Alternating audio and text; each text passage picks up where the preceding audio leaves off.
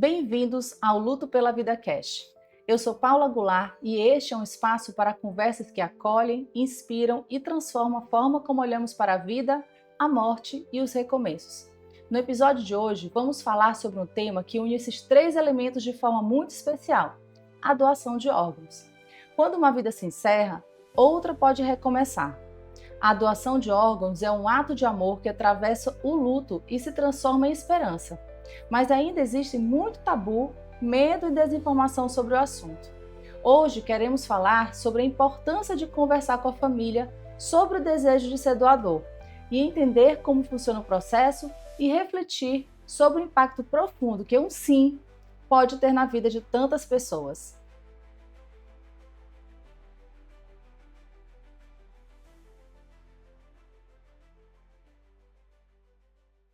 E para essa conversa, eu recebo Luísa Nova, que atua na área de doação há 15 anos. Enfermeira especialista em captação, doação e transplantes pelo Instituto Israelita Albert Einstein, especialista em estratégia saúde da família pelo Instituto Florence, enucleadora ocular certificada pelo Banco de Olhos de Sorocaba, integrante da equipe de enfermaria de transplante renal, hepático e medula óssea pelo Hospital Universitário Presidente Dutra, preceptora da Liga Acadêmica de Tanatologia da UFMA e preceptora da Liga Acadêmica de Transplantes de Tecido e Órgãos pelo Instituto Florence, e que vai nos ajudar a compreender melhor o processo de doação de órgãos e como esse gesto pode dar sentido e esperança mesmo nos momentos mais difíceis. Luísa, muito obrigada por estar aqui conosco para falar desse assunto tão importante, né, Luísa? Obrigada, inclusive, pelo convite e a delicadeza de falar sobre o assunto, né, que ainda é uma luta constante aqui no nosso estado. É verdade. Luísa, e para começar, explica para a gente o que é a doação de órgãos e como esse processo pode acontecer na prática. A doação de órgãos é um ato de empatia e amor que alguém pode ter doando parte de um órgão ou um órgão por completo, né? Pode acontecer entre vivos ou depois de morto. A doação de órgãos, né, ela é fruto do transplante, e o transplante nada mais é do que uma possibilidade terapêutica como alternativa de melhoria de vida e qualidade das pessoas que estão com alguma disfunção no organismo. Entendi. E Luísa, muitas pessoas ainda acreditam que é preciso ter um cartão de doador ou algo assim. Como é de fato o procedimento e qual é o papel da família nessa decisão? A família ela é primordial na decisão, né? A gente costuma até falar que a família que é a doadora. Por quê? Porque ela precisa assinar, Sim. né? Deixar registrado em algum local valia até 2001. Então, tem mais de 20 anos que essa legislação não funciona, mas ainda é muito impregnada na cabeça da população. Tanto é que quando a gente vai acolher algumas famílias, elas acabam falando, mas ele não deixou nada escrito. Sim. E tal. E aí a gente costuma puxar, né? Como era essa pessoa em vida, né? Ela era uma pessoa bondosa, ela tinha empatia, né? Já que essa família que é conhecedora das vontades dessa pessoa que já se foi. Então, hoje, a legislação no Brasil diz que, para ser doador, a família precisa autorizar. Pode ser um familiar até segundo grau. Ai, quer dizer que mesmo que você tenha escrito lá no seu documento, sou doador, não adianta. Tem que Não, ter autorização a da gente família. costuma dizer que isso é uma sinalização, ela tem poder afetivo dentro da família, né? Que alguém vai olhar e vai imaginar, o último desejo dele era ser doador, então eu vou cumprir. Mas, assim, na legislação, a gente ainda assim precisa conversar com essa família. E lembrando que, se for criança, se for menor de idade, precisa da autorização do pai e da mãe. Entendi. Então, no momento de luto e dor, é a família quem precisa dizer sim, como você está falando, né?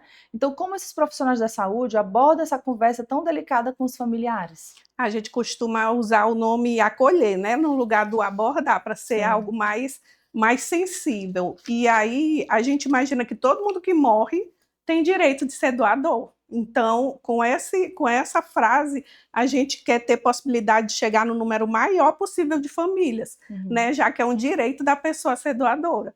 E aí a gente leva toda a informação que a gente chama de entrevista familiar, né, que para a pessoa doar os órgãos, ela precisa estar em morte encefálica, né, decretada pela equipe médica. E aí, mantida ainda em aparelhos, essa família vai ser acolhida e entrevistada. Se ela optar pelo sim, esse paciente ainda mantido em aparelhos vai ser transferido para o centro cirúrgico para fazer a captação.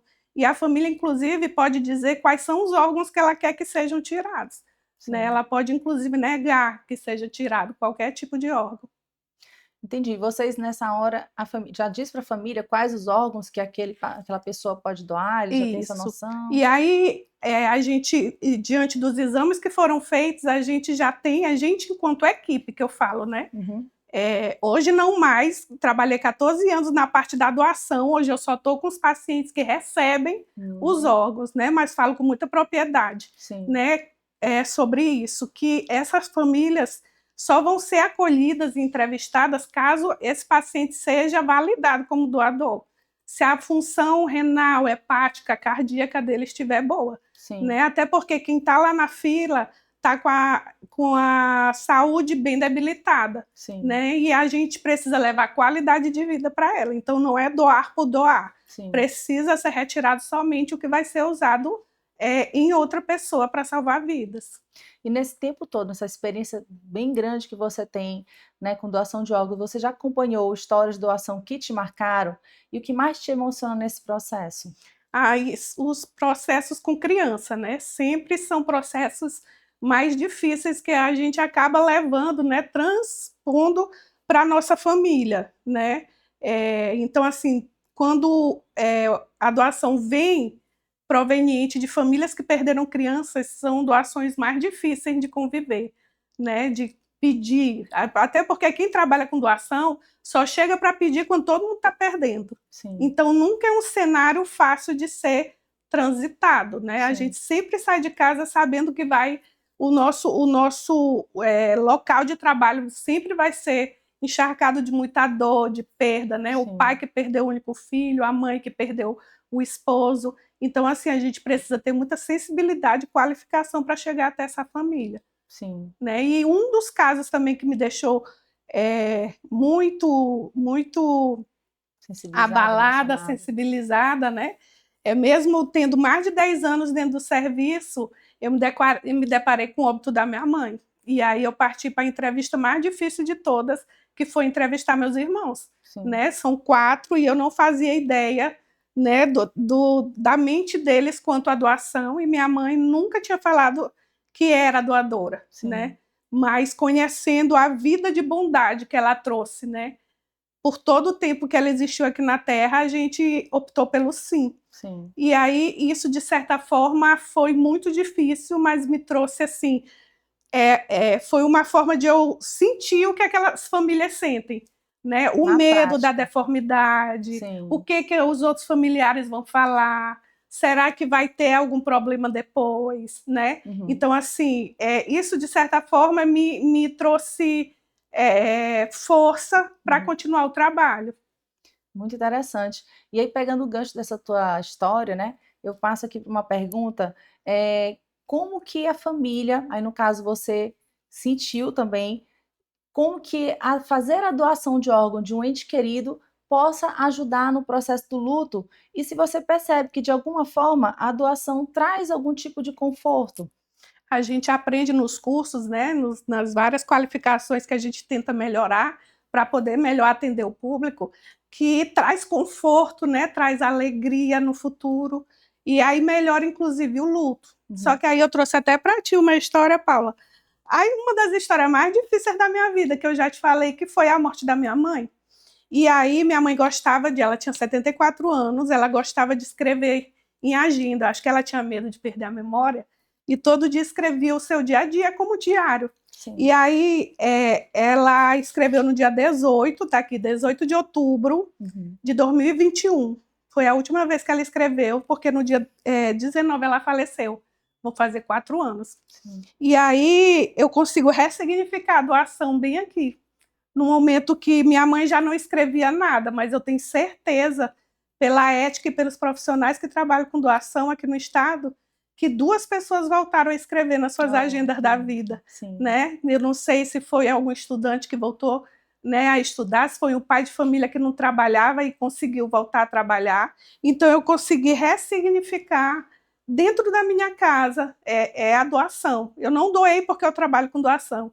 Eu doei porque eu conheço a minha mãe e eu sei que ela ficaria feliz com isso. Eu me emocionei. Obrigada por ter trazido, ter Nada, compartilhado meu um pouco bem. essa história da sua Nada. vida. E para finalizar, eu queria fazer aqui uma última pergunta para você, e pegando também essa frase sua que outras pessoas conseguiram escrever seus diários da vida, né? Então, a doação de órgãos é, no fundo, falando sobre continuidade. Como você explicaria para quem tem medo de falar sobre isso ou não sabe onde começar essa conversa com a família? A gente não cresceu num ambiente onde falar de morte é normal, né? Geralmente, quando a gente fala de morte num ambiente familiar, as pessoas tendem a podar a Bater na gente. madeira, Bate na não. madeira, Deus me livre, está sentindo alguma coisa? Sim. Eu lembro que minha filha, ela tinha 5 anos, e de tanto ela escutar sobre a morte dentro de casa com uma certa fluidez, ela chegou para mim, eu lavando louça, ela disse assim, mãe, quando tu morrer, tu quer ser maquiada? Aí eu pensei assim, essa menina está sentindo alguma coisa, né? Será que eu vou morrer? Sim. E aí eu disse, minha filha, eu quero, mas por que tu tá me perguntando sobre isso? Ela disse, porque eu sei que tu gosta de te arrumar, e nesse dia tu vai querer estar arrumada. Então eu sei que perder alguém não vai fazer com que minha filha não sinta nada, porque eu falo de morte dentro de casa. Mas ela tem noção de finitude. Sim. Né? E aí nas escolas, faculdades, né? Em qualquer outro ambiente que a gente é chamado, a gente faz questão de ir para falar sobre doação, que é um gancho, né, que a gente tem sobre a finitude, né? Sim. Ninguém quer falar sobre doação porque é justamente o que vem depois da morte, e na morte ninguém quer chegar. Sim. Então, assim, é uma forma não de romantizar que a morte é maravilhosa, Sim. mas a gente deixar nossos familiares plenos que ela existe, que um dia a gente vai precisar chegar muito próximo, que vai doer muito, mas que a gente vai conseguir ressurgir novamente.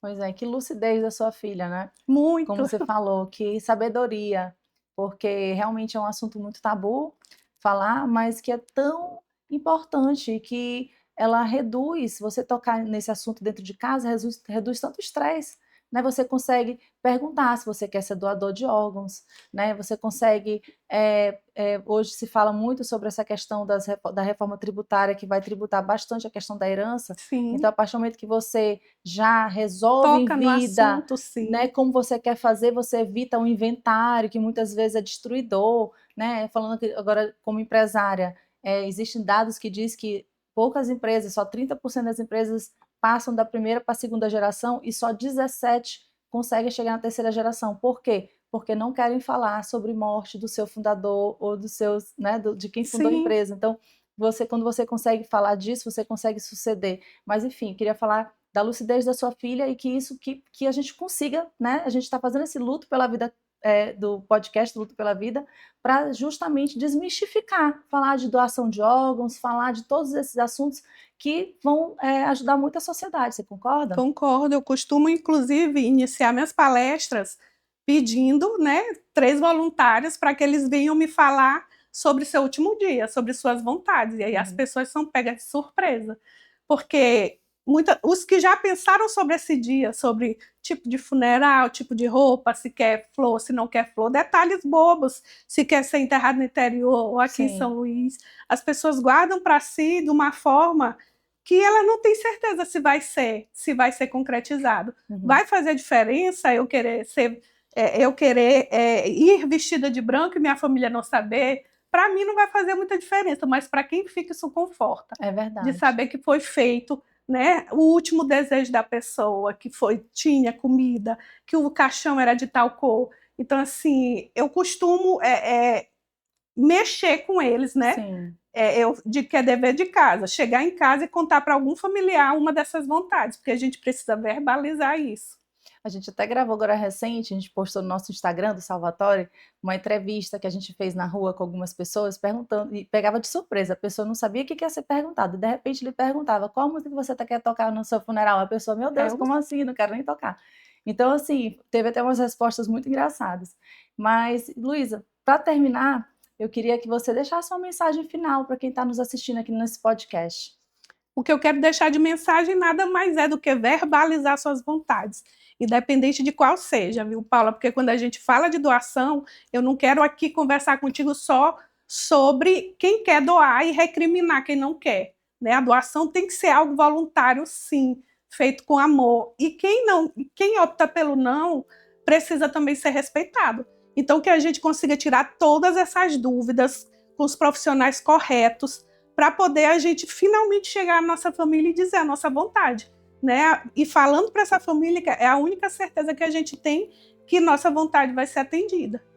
Pois, Luísa, muitíssimo obrigada. Muito importante ter você aqui conosco hoje para falar desse tema, sobre doação de órgãos, tocar o coração das pessoas, para dar essa continuidade, para que novas pessoas consigam escrever novas páginas de histórias através de um ato tão generoso que é a doação de órgãos. Muitíssimo obrigada. Obrigada. E obrigada a você que esteve conosco aqui assistindo nosso episódio. Acompanhe os próximos e até mais.